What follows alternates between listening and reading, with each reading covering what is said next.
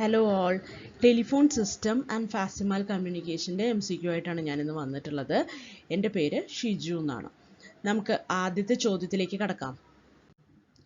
The standard voltage of the telephone line in the idle condition is approximately.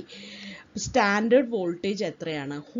On ഹൂക്കിലുള്ളപ്പോൾ, അതായത് phone നമ്മൾ എടുത്തിട്ടില്ലാത്തപ്പോൾ, phone അവിടെ വെറുതെ വെച്ചിരിക്കുമ്പോൾ അവിടെയുള്ള standard voltage എത്രയാണെന്നാണ് ചോദിക്കുന്നത്. അപ്പോൾ ആദ്യം തന്നെ മനസ്സിലാക്കുക, അത് DC വോൾട്ടേജ് ആയിരിക്കും കേട്ടോ. അപ്പോൾ 5 വോൾട്ട് ആണോ? അല്ല, 5 വോൾട്ട് വളരെ കുറവാണ്. 12 വോൾട്ട് ആയിരിക്കുമോ? അതും കുറവാണ്. 48 വോൾട്ട് DC, അതാണ് കറക്റ്റ് ആയിട്ടുള്ള ഉത്തരം കേട്ടോ. 230 വോൾട്ട് AC പറഞ്ഞാൽ എന്താണ്? അത് നമ്മുടെ AC പവർ ലൈനിൽ വരുന്ന സപ്ലൈ വോൾട്ടേജ് ആണ് കേട്ടോ.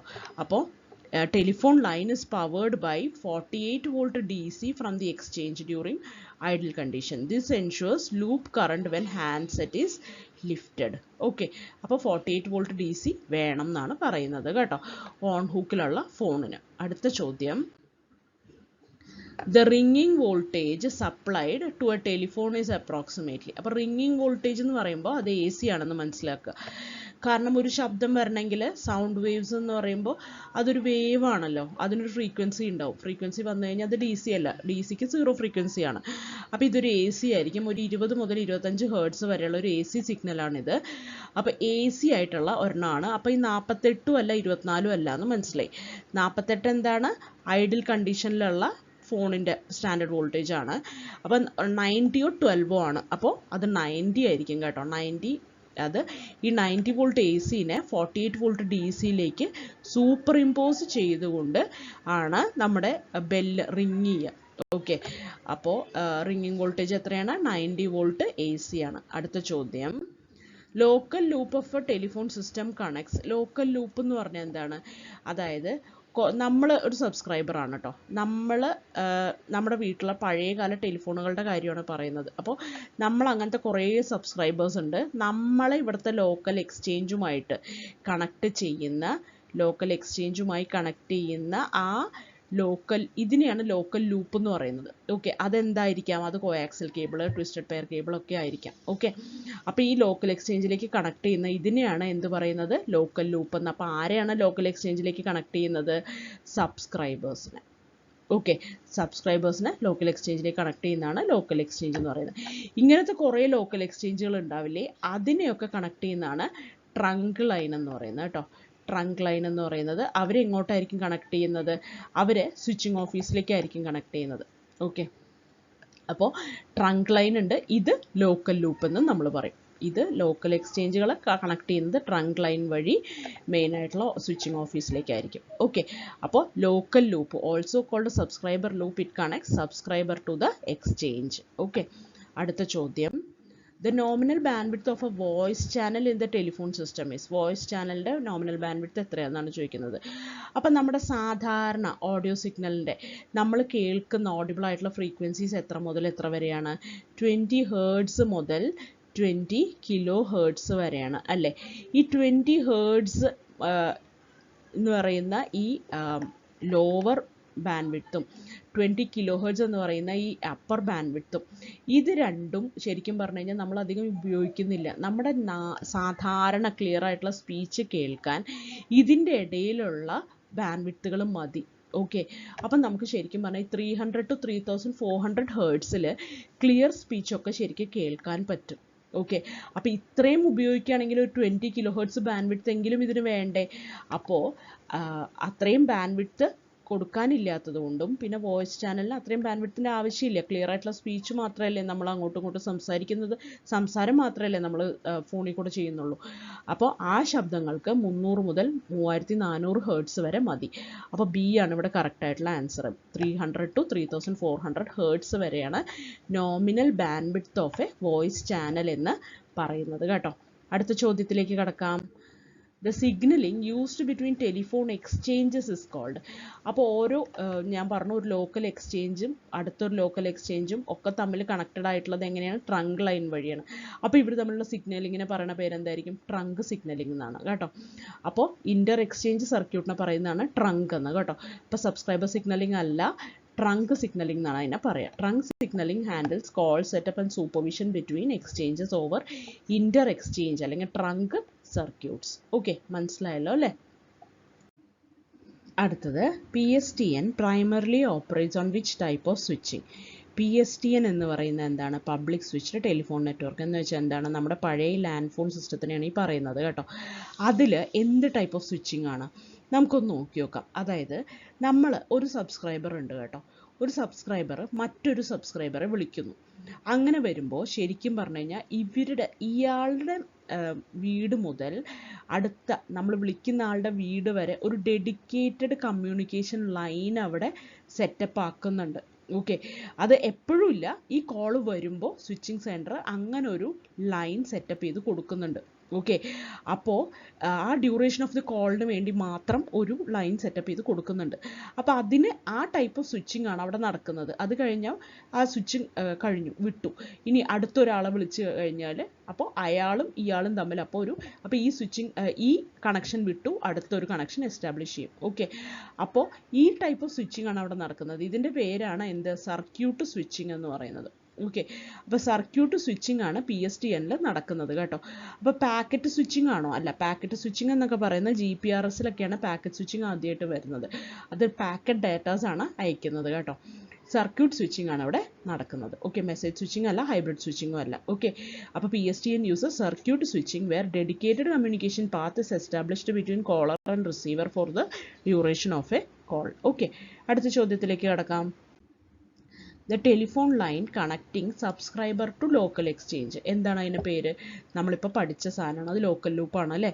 അപ്പോൾ ലോക്കൽ ലൂപ്പ് എന്നാണ് അതിൻ്റെ പേര്. ഓക്കെ, ബാക്ക് ബോൺ അല്ല, ട്രങ്ക് ലൈൻ അല്ല, ക്രോസ് ബാർ അല്ല, ലോക്കൽ ലൂപ്പാണ് അതിൻ്റെ പേര്, അല്ലെങ്കിൽ സബ്സ്ക്രൈബർ ലൂപ്പ് എന്നാണ് അതിനെ പറയുക.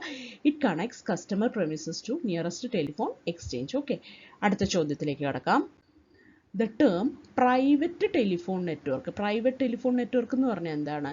അതായത് നമ്മുടെ ഇപ്പോൾ നമ്മൾ PSCയുടെ ഓഫീസിലേക്ക് വിളിക്കുകയാണ് എന്ന് കരുതുക. അപ്പോൾ അവിടെ നമ്മൾ ആദ്യം ഫ്രണ്ട് ഓഫീസിൽ വിളിച്ചു കഴിഞ്ഞാൽ അവരെന്താ പറയുക? ഇന്ന എക്സാമിനേഷൻ സെൻറ്ററിലേക്ക് ഒന്ന് കൊടുക്കുമോ, അല്ലെങ്കിൽ ഇന്ന വിങ്ങിലേക്ക് ഒന്ന് കൊടുക്കുമോ എന്ന് പറയുമ്പോൾ അവർ വെയിറ്റ് ചെയ്യുമെന്ന് പറഞ്ഞിട്ട് നമ്മളെ അങ്ങോട്ട് റൂട്ട് ചെയ്ത് വിടും അല്ലേ? അപ്പോൾ അതിൻ്റെ പേരാണ് PBX, EPABX എന്നൊക്കെയാണ് അതിനെ പറയുക കേട്ടോ. അതായത് ഒരു ഓർഗനൈസേഷൻ്റെ ഉള്ളിൽ തന്നെ ഇപ്പോൾ PSCയുടെ ഓഫീസിൻ്റെ ഉള്ളിലാണെങ്കിൽ PSCയുടെ ഓഫീസിൻ്റെ ഉള്ളിൽ ഒരു ഡിപ്പാർട്ട്മെൻറ്റിൽ നിന്ന് മറ്റേ ഡിപ്പാർട്ട്മെൻറ്റിലേക്ക് ഒരു കണക്ഷൻ ഉണ്ടാവും, വേറൊരു ഡിപ്പാർട്ട്മെൻറ്റിലേക്ക് കണക്ഷൻ ഉണ്ടാവും. അങ്ങനെ എല്ലാ ഡിപ്പാർട്ട്മെൻറ്റുകളും തമ്മിലുമൊക്കെ കണക്ഷൻ ഉണ്ടാവും. ഓക്കെ, അപ്പോൾ അതിനെയാണ് ഈ പ്രൈവറ്റ് ടെലിഫോൺ നെറ്റ്വർക്ക് എന്ന് പറയുന്നത്. അതായത് എന്താണ് അത്? പബ്ലിക് എക്സ്ചേഞ്ച് സിസ്റ്റം ആണോ? അല്ല. Customer owned internal telephone system. അതെ, അതങ്ങനെയാണ് കേട്ടോ. മൊബൈൽ നെറ്റ്വർക്ക് അല്ല, ഇൻ്റർനെറ്റ് ബേസ്ഡ് കോളും അല്ല. ഓക്കെ, അപ്പോൾ private telephone network is A locally managed system like PBX within an organisation used for internal and external communication. Okay, അടുത്ത ചോദ്യം. Which signaling method is used in PSTN for call setup between exchanges? Call setupന് വേണ്ടി ഉപയോഗിക്കുന്ന signalling method എന്താണെന്നാണ് ചോദിച്ചിട്ടുള്ളത്. അതിൻ്റെ പേരാണ് SS7 അല്ലെങ്കിൽ signalling system number 7 എന്ന് പറയുന്നത്. കോമൺ ചാനൽ സിഗ്നലിംഗ് എന്നും അതിനെ പറയും. ഓക്കെ, അപ്പോൾ കോമൺ ചാനൽ സിഗ്നലിംഗ് ആണ്, അതിൽ SS7 ആണ് നമ്മൾ ഉപയോഗിക്കുന്നത്. Signalling system number 7 is common channel signalling protocol used for call setup, routing and management in PSTN network. Okay, tone signalling അല്ല, പൾസ് ഡയലിംഗ് അല്ല, ടൈം ഡിവിഷൻ സിഗ്നലിംഗും അല്ല. ഓക്കെ, അടുത്ത ചോദ്യത്തിലേക്ക് കടക്കാം. The B channel in ISDN is used for ISDN Integrated Services Data Network B channel എന്ന് പറഞ്ഞാൽ എന്താണ്? Bearer channel. B channel കൂടാതെ ISDN മറ്റൊരു ചാനലും കൂടി ഉണ്ട്, D ചാനൽ. അപ്പോൾ ബെയറർ ചാനൽ എന്ന് പറയുന്ന എന്താണത് ബെയർ ചെയ്യുന്നത്? എന്താണത് കൊണ്ടുപോകുന്നത്? ഡാറ്റ. ഓക്കെ, ഡാറ്റ, വോയിസ് കാര്യങ്ങളൊക്കെയാണ് ബെയറർ ചാനൽ കൊണ്ടുപോകുക. D എന്ന് പറയുന്ന ഡെൽറ്റ ചാനലാണ്. ഡെൽറ്റ ചാനൽ എന്താണ് യൂസ് ചെയ്യുന്നത്? എന്തിനാണ് യൂസ് ചെയ്യുന്നത്? സിഗ്നലിങ്ങിനൊക്കെ കൊടുക്കാനാണ്. ഓക്കെ, അപ്പോൾ B എന്ന് പറയുന്ന ബെയറർ ചാനലും ഉണ്ട്, D എന്ന് പറയുന്ന ഡെൽറ്റ ചാനലും ഉണ്ട് കേട്ടോ. അപ്പോൾ B channel is used for signaling only, അല്ല user data and voice transmission. അതിനാണ് B ചാനൽ ഉപയോഗിക്കുന്നത് കേട്ടോ. സിങ്ക്രണൈസേഷൻ അല്ല, എറർ കറക്ഷനും അല്ല. അപ്പോൾ B channel carries data, voice or video at 64 kbps. Okay, അപ്പോൾ ഇത് B ചാനലിൻ്റെ 64 kbps ആണെന്ന് മനസ്സിലാക്കുക.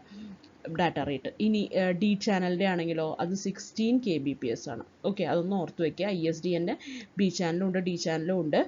ബി ചാനൽ എന്ന് പറയുന്നത് 64 kbps ഡാറ്റ റേറ്റ് വരുന്നത്. മറ്റേ ഡി ചാനലാണെങ്കിൽ 16 kbps ഡാറ്റ റേറ്റ് വരുന്നത്. ഓക്കെ, പിന്നെ ഒരു കാര്യം കൂടെ പറയാനുള്ളത്, ബി ചാനലും ഡി ചാനലും ഉണ്ടെന്ന് പറഞ്ഞാലോ, 2 ബി ചാനലും 1 ഡി ചാനലും ആണ് ഉള്ളത് കേട്ടോ.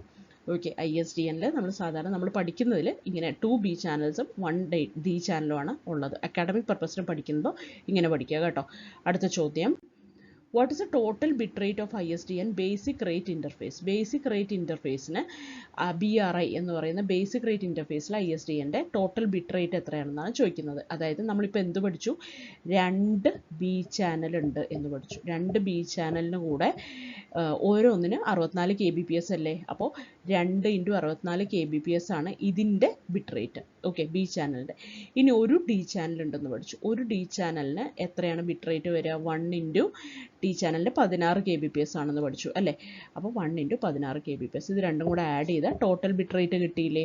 അപ്പോൾ 2 × 64 എന്ന് പറയുമ്പോൾ തന്നെ നമുക്ക് എത്ര കിട്ടി? 128 പ്ലസ് 1 × 16 16. ഓക്കെ, അപ്പോൾ 144 kbps കിട്ടും.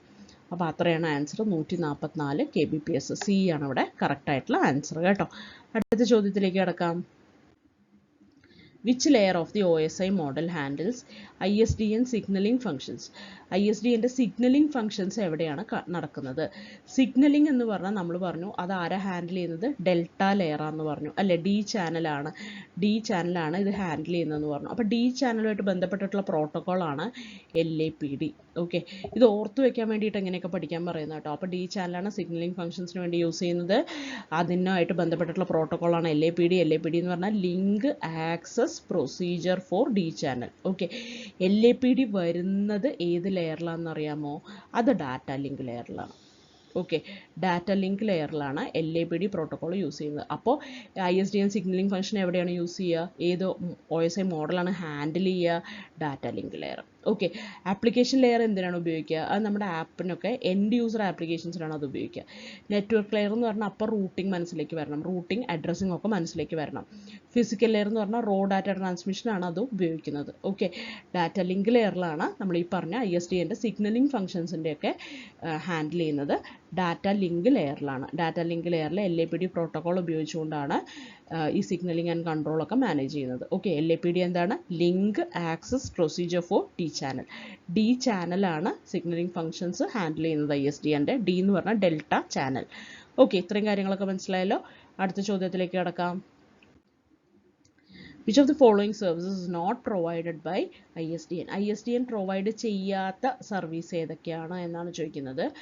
വോയിസ് ടെലിഫോണി, അത് നമ്മൾ പഠിച്ചു, വോയിസ് ഒക്കെ ട്രാൻസ്മിറ്റ് ചെയ്യുന്നല്ലേ, അപ്പോൾ വോയിസ് ഉണ്ട്. വീഡിയോ കോൺഫറൻസിങ്, വീഡിയോ സപ്പോർട്ട് ചെയ്ത് നമ്മൾ പഠിച്ചു, അപ്പോൾ വീഡിയോയും പറ്റും. അനലോഗ് റേഡിയോ ബ്രോഡ്കാസ്റ്റിംഗ് ഇതിൽ നടക്കില്ല കേട്ടോ. അപ്പോൾ ശരിക്കും പറഞ്ഞാൽ സി നടക്കില്ലാത്ത ഒരു കാര്യമാണ്. അപ്പോൾ ഇതാണ് it is not provided by ISDN. ഫാക്സും പറ്റും കേട്ടോ. അപ്പോൾ ISDN supports voice, data, fax, video, but not analog broadcast radio. Broadcasting നടക്കില്ല. ഓക്കെ, അനലോഗ് റേഡിയോ ബ്രോഡ്കാസ്റ്റിംഗ് നടക്കില്ല. സി ആണപ്പോൾ ISDN പ്രൊവൈഡ് ചെയ്യാത്ത സർവീസ് കേട്ടോ. അടുത്ത ചോദ്യത്തിലേക്ക് കിടക്കാം. The basic principle of facsimile transmission is, അപ്പോൾ ഫാക്സിമൈൽ ട്രാൻസ്മിഷൻ എന്ന് പറഞ്ഞാൽ ഫാക്സിൻ്റെ ബേസിക് ആയിട്ടുള്ള പ്രിൻസിപ്പിൾ എന്താണെന്നാണ് ചോദിക്കുന്നത്. അപ്പോൾ ഫാക്സ് എന്ന് പറഞ്ഞാൽ എന്താ നമ്മൾ ചെയ്യുക? ഫാക്സ് എന്ന് പറഞ്ഞു കഴിഞ്ഞാൽ നമ്മളിപ്പോൾ സിനിമയിലൊക്കെ കണ്ടിട്ടില്ലേ, നിങ്ങളുടെ ഫാക്സ് മെഷീൻ ഓൺ ചെയ്യൂ, ഞങ്ങൾ ഇവിടുന്ന് ആ ക്രിമിനലിൻ്റെ ഫോട്ടോ അയച്ചു തരാം എന്നൊക്കെ പറയുമ്പോൾ നമ്മൾ എന്ത് ചെയ്യും? ഫാക്സ് മെഷീൻ ഓൺ ചെയ്യുമ്പോൾ ദേ ലാലേട്ടൻ അവിടെ ഓൺ ചെയ്യുമ്പോൾ ദേ ഇങ്ങനെ ഫാക്സ് മെഷീനിൽ പ്രിൻ്റായി വരും അല്ലേ ക്രിമിനലിൻ്റെ ഫോട്ടോ. അപ്പോൾ ആ ക്രിമിനലിൻ്റെ ഫോട്ടോ അവർ ഫോട്ടോ അയച്ചപ്പോൾ അതെങ്ങനെയാണ് ഇതിലേക്ക് വന്നത്? സ്കാൻ ചെയ്ത് മോഡുലേറ്റ് ചെയ്തിട്ടാണ് അവിടെ നിന്ന് അയക്കുക. എന്നിട്ട് ഇവിടെ അത് റിസീവ് ചെയ്ത് നമ്മൾ റീപ്രിൻറ്റ് ചെയ്ത് എടുക്കുകയാണ് അവിടെ ചെയ്യുന്നത് അല്ലേ. അപ്പോൾ ഇവിടെ ആംപ്ലിറ്റ്യൂഡ് മോഡുലേഷൻ അല്ല, ഫ്രീക്വൻസി ഡിവിഷൻ മൾട്ടിപ്ലക്സിങ് അല്ല, scanning and modulation of picture signal ആണ് ഇവിടെ നടക്കുന്നത് ഫാക്സ് സിസ്റ്റത്തിൽ. Okay, it uses optical scanning to convert a document into electrical signal that modulates a carrier wave for transmission. Okay, optical scanning ആണ് ഇവിടെ നടക്കുന്നത്. അപ്പോൾ ട്രാൻസ്മിഷനായിട്ട് ബന്ധപ്പെട്ടിട്ട് എങ്ങനെയാണ് ട്രാൻസ്മിഷൻ നടക്കുന്നത്? Scanning and modulation of picture signals ആണ് ഇവിടെ നടക്കുന്നത് കേട്ടോ. അടുത്ത ചോദ്യം, The standard telephone line bandwidth used for analog fax transmission is approximately. Voice communication നമ്മൾ എത്രയാണ് പറഞ്ഞത്? ഈ 300 to 3400 ഹേർട്സ് അല്ലേ നമ്മൾ പറഞ്ഞത്? അത് തന്നെയാണ് ഫാക്സ് ട്രാൻസ്മിഷനും ഉപയോഗിക്കുക. ഓക്കെ, വോയിസിനും ഫാക്സിനും ഒരേ ടെലിഫോൺ ലൈൻ ബാൻഡ്വിഡ്ത്ത് ആണ്, സ്റ്റാൻഡേർഡ് ബാൻഡ്വിഡ്ത്ത് ആണ് നമ്മൾ ഉപയോഗിക്കാറുള്ളത് കേട്ടോ, വോയിസിനും ഫാക്സിനും കേട്ടോ. അടുത്ത ചോദ്യം, fax communication over telephone lines uses which modulation technique? Okay, അതിന് നമ്മൾ ഉപയോഗിക്കുക FSK ആണ് കേട്ടോ, ഫ്രീക്വൻസി ഷിഫ്റ്റ് കീയിങ് ആണ് നമ്മളിവിടെ ഉപയോഗിക്കുക. Analog fax machines use FSK to modulate binary data signals over standard telephone lines for reliable transmission. Okay, FSK ആണ് ഇവിടെ ഉപയോഗിക്കുക. ഇത് ഗ്രൂപ്പ് 1-നാണ് അത് ഉപയോഗിക്കുക കേട്ടോ. ഗ്രൂപ്പ് 1 ഫാക്സ് ഉണ്ട്, ഗ്രൂപ്പ് 2 ഉണ്ട്, അതേപോലെ ഗ്രൂപ്പ് 3, ഗ്രൂപ്പ് 4 എന്നൊക്കെ പറഞ്ഞ് ഫാക്സ് കമ്മ്യൂണിക്കേഷന് കുറേ സ്റ്റാൻഡേർഡ്സ് ഉണ്ട്. അതിൽ ഗ്രൂപ്പ് 1-ലാണ് ഈ അനലോഗ് ആയിട്ടുള്ള മെത്തേഡ് പെടുക, അനലോഗ് ആയിട്ടുള്ള ഫാക്സ് മെഷീൻസ് ഒക്കെ പെടുക. അതിൽ FSK ആണ് നമ്മൾ ഉപയോഗിക്കുക കേട്ടോ. അടുത്ത ചോദ്യം, fax over IP uses which ITUT protocol? Fax over IP എന്ന് പറയുന്നത് ഏത് പ്രോട്ടോക്കോളാണ് യൂസ് ചെയ്യുക എന്നാണ് ചോദിക്കുന്നത്. അത് ITUT 38 ആണ് യൂസ് ചെയ്യുക കേട്ടോ. അപ്പോൾ അതിൽ ഫാക്സ് ട്രാൻസ്മിഷൻ IP വഴിയല്ലേ, അപ്പോൾ പാക്കറ്റ് സ്വിച്ച്ഡ് IP നെറ്റ്വർക്ക്സ് വെച്ചിട്ടാണ് ട്രാൻസ്മിറ്റ് ചെയ്യുക. ഓക്കെ, ഇൻ്റർനെറ്റൊക്കെ വെച്ചിട്ടാണ് നമ്മൾ ട്രാൻസ്മിറ്റ് ചെയ്യുക. ഇൻ്റർനെറ്റിൽ കൂടെയാണ് ഫാക്സ് ട്രാൻസ്മിഷൻ നടക്കുക. T38 മറക്കാതിരിക്കുക. ഫാക്സ് ഓവർ IP T38 ആണ്. അടുത്ത ചോദ്യത്തിലേക്ക് കിടക്കാം. In fax scanning, the smallest unit of image that is converted into signal is called. അപ്പോൾ smallest unit of image ഏതാണ് എന്ന് ആലോചിക്കുക. പിക്സൽ അല്ലേ? അപ്പോൾ പിക്സൽ ആണ് ഇതിൻ്റെ ആൻസർ. ഡോട്ട്, ബിറ്റ്, ലൈൻ ഇതൊന്നും അല്ലല്ലോ, പിക്സൽ അല്ലേ? നമ്മൾ ക്യാമറാസിൽ പിക്സൽ എന്നും പറയാറുള്ളത് നമുക്കറിയാലോ. അപ്പോൾ പിക്സൽ ആണ് ഇവിടെ സ്മോളസ്റ്റ് യൂണിറ്റ് ഓഫ് ഇമേജ്. ഫാക്സിൽ സ്മോളസ്റ്റ് യൂണിറ്റ് ഓഫ് ഇമേജിനെയും പിക്സൽ തന്നെയാണ് വിളിക്കുക. Scanner divides a document into pixels or picture elements converting each into an electrical signal for transmission. Okay, അപ്പോൾ it is pixel, the smallest unit of image in fax scanning. Okay, അടുത്തത്, which of the following is the fastest method of fax transmission? Group 1 എന്ന് പറയുന്നത് analogue type ആണ് കേട്ടോ. ഇതിനകത്ത് നമ്മൾ FSK ഒക്കെയാണ് ഉപയോഗിക്കാമെന്ന് നമ്മൾ പഠിച്ചു. ഗ്രൂപ്പ് 2 എന്ന് പറഞ്ഞാൽ ഇതിനകത്ത് നമ്മൾ ഉപയോഗിക്കാൻ പോകുന്നത് AM ആണ്. അപ്പോൾ ഇത് മാത്രം ഫാസ്റ്റ് ഒന്നുമല്ല. ഗ്രൂപ്പ് 3 ഓവർ PSTN-ലും നമ്മൾ കുറച്ചും കൂടെ ഡിജിറ്റൽ ടൈപ്പൊക്കെ യൂസ് ചെയ്യുന്നുണ്ട് ഫാക്സ്, പക്ഷേ അത് PSTN, public switched telephone network വെച്ചിട്ടാണ് യൂസ് ചെയ്യുന്നത്. പക്ഷേ ഗ്രൂപ്പ് 4 ഓവർ ISDN എന്ന് പറയുമ്പോൾ അവിടെ ഡിജിറ്റൽ ചാനൽസ് ഉപയോഗിച്ച് തുടങ്ങി. ഓക്കെ, അപ്പോൾ ഡിജിറ്റലായിട്ട് നമുക്ക് ട്രാൻസ്മിഷൻ നടക്കും. അപ്പോൾ ഇതാണ് D ആണ് ഏറ്റവും fastest method of fax transmission എന്ന് പറയുന്നത്. അപ്പോൾ group 4 fax over ISDN uses digital channels achieving higher speed and better quality than analog PSTN fax systems. Okay, അടുത്ത ചോദ്യം, The index of cooperation is primarily used to measure. Index of cooperation എന്ന് പറഞ്ഞാൽ എന്താണ്? അതായത് ഒരു ട്രാൻസ്മിറ്ററും റിസീവറും തമ്മിൽ എന്തോരം degree of matching ഉണ്ട് എന്നാണ് അത് ഇൻഡെക്സ് ഓഫ് കോപ്പറേഷൻ മെഷർ ചെയ്യുന്നത് കേട്ടോ. അതായത് ഇപ്പോൾ നല്ല ഇൻഡെക്സ് ഓഫ് കോപ്പറേഷൻ ഉണ്ട് എന്ന് പറഞ്ഞു കഴിഞ്ഞാൽ അതിൻ്റെ അർത്ഥം എന്താണ്? ഈ ഒരു ട്രാൻസ്മിറ്ററും റിസീവറും തമ്മിൽ നല്ല കപ്ലിംഗ് എഫിഷ്യൻസി ഉണ്ട് എന്നാണ്. ഓക്കെ, നല്ലോണം ഡാറ്റ ഇവിടെ നിന്ന് അങ്ങോട്ട് ട്രാൻസ്ഫർ ചെയ്യാൻ പറ്റും എന്നാണ്. നല്ലോണം കോപ്പറേഷൻ ഉണ്ട്, നല്ലോണം ഒരു സഹകരണം ഉണ്ട് ഇവർ തമ്മിൽ എന്നുള്ളതാണ് അതിൻ്റെ അർത്ഥം. അപ്പോൾ ക്വാളിറ്റി ഓഫ് ഒപ്റ്റിക്കൽ ഫൈബറിൻ്റെ മെഷർ അല്ലാതെ ഇൻ്റർഫറൻസ് ഇൻ കമ്മ്യൂണിക്കേഷൻ അല്ല, degree of matching between transmitter and receiver ആണ് കേട്ടോ. അപ്പോൾ index of cooperation quantifies how effectively a transmitting and receiving system are matched. Higher IC indicates better coupling efficiency between devices. Okay, അടുത്ത ചോദ്യം, index of cooperation is expressed as. Index of cooperation എന്ന് പറഞ്ഞാൽ എന്താണെന്നറിയോ? Received power by maximum possible power ആണ് ഈ index of cooperation എന്ന് പറയുന്നത്. It is ratio of received power to maximum possible power.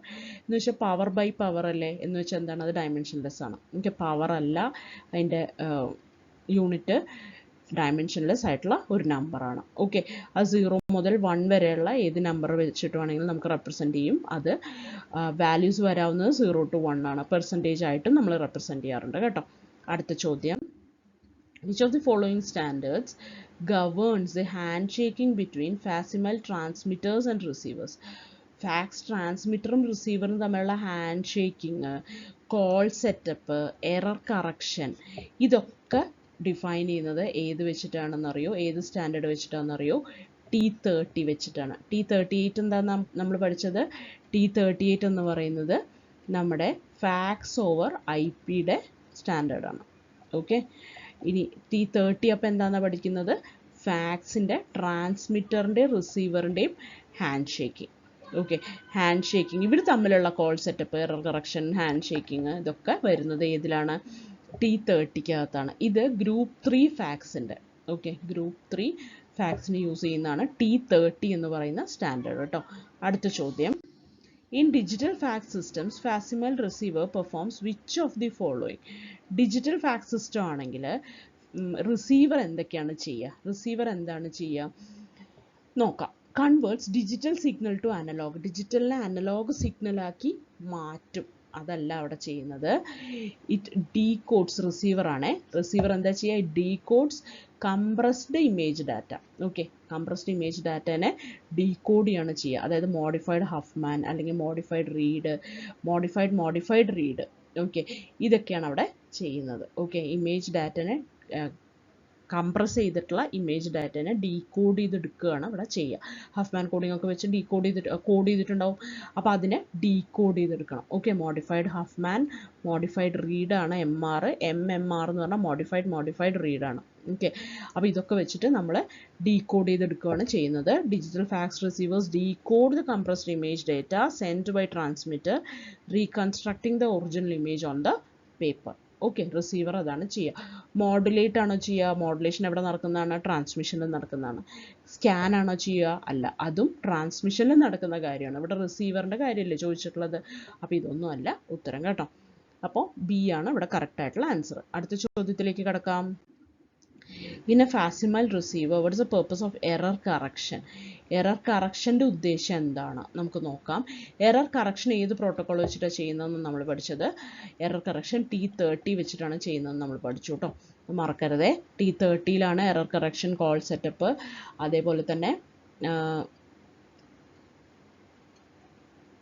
ട്രാൻസ്മിറ്ററും റിസീവറും തമ്മിലുള്ള ഹാൻഡ് ഷേക്കിംഗ് ഒക്കെ വരുന്നത് T30-കകത്താണ് കേട്ടോ. T30 പ്രോട്ടോക്കോളിനകത്താണ്. അത് എന്താണ് ചെയ്യുന്നത്? എറർ കറക്ഷൻ കൊണ്ട് എന്താ ഉദ്ദേശിക്കുന്നത്? കംപ്രസ് ഡാറ്റയാണോ? അല്ല. To remove transmission errors and ensure image integrity. അതെ, അതാണ് എറർ കറക്ഷൻ കൊണ്ട് നമ്മൾ ഉദ്ദേശിക്കുന്നത്. ടു സ്കാൻ ദ ഡോക്യുമെൻ്റ് അല്ല. To modulate signals for transmission ഇതുമല്ല. നമ്മൾ ഫാസിമൽ റിസീവറിൻ്റെ കാര്യം പറഞ്ഞുകൊണ്ടിരിക്കുന്നത്.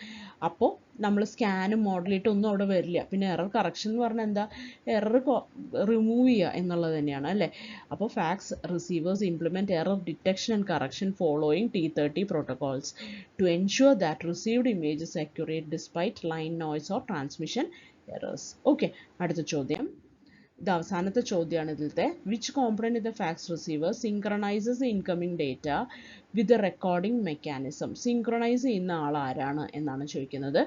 സ്കാനർ അല്ല, ക്ലോക്ക് റിക്കവറി ഓർ ടൈമിംഗ് സർക്യൂട്ടാണ് സിങ്ക്രണൈസ് ചെയ്യുക. എപ്പോഴും സിങ്ക്രണൈസ് ചെയ്യുന്ന ടൈമിംഗ് സർക്യൂട്ട് അല്ലേ, അങ്ങനെ ഓർക്കുക കേട്ടോ. മോഡുലേറ്റർ അല്ല, ഫിൽട്ടർ അല്ല. Okay, timing circuit ensures that the incoming data stream is synchronised with the printing mechanism maintaining proper line and pixel alignment. Okay, അപ്പോൾ ഈ പ്രിന്റിംഗ് മെക്കാനിസവും ഈ ഇൻകമിംഗ് ഡേറ്റ സ്ട്രീം വരുന്ന അത് രണ്ടും സിങ്ക്രണൈസ്ഡ് ആയിരിക്കണം. എന്നാലേ proper line and pixel alignment കിട്ടുള്ളൂ. അല്ലെങ്കിൽ ഇപ്പോൾ ക്രിമിനലിൻ്റെ പടം വരച്ച് വരുമ്പോൾ നമ്മൾ വേറെ വല്ലവരുടെയും പടമായിരിക്കും മാറും. ബിൻ ലാദൻ്റെ പടം അയക്കുമ്പോൾ ജോർജ് ബുഷിൻ്റെ പടമായിരിക്കും ചിലപ്പോൾ നമുക്ക് പ്രിൻ്റ് ചെയ്ത് വരിക. അപ്പോൾ അത് ശരിയാവില്ലല്ലോ. അപ്പോൾ കൃത്യമായിട്ട് പ്രിൻ്റ് ചെയ്ത് വരാൻ വേണ്ടിയിട്ട് സിങ്ക്രണൈസേഷൻ വേണം. ഇൻകമിംഗ് ഡേറ്റ സ്ട്രീമും പ്രിൻറ്റിംഗ് മെക്കാനിസവും തമ്മിൽ സിങ്ക്രണൈസേഷൻ വേണം. അതിന് ഹെൽപ്പ് ചെയ്യുന്നത് ആരാണ്? ടൈമിംഗ് സർക്യൂട്ടാണ്. ഓക്കെ, ഇത്രയും കാര്യങ്ങളൊക്കെ മനസ്സിലായല്ലോ ടെലിഫോൺ ആൻഡ് ഫാക്സ് കമ്മ്യൂണിക്കേഷനെ കുറിച്ച്. അപ്പോൾ എല്ലാവർക്കും താങ്ക് യു.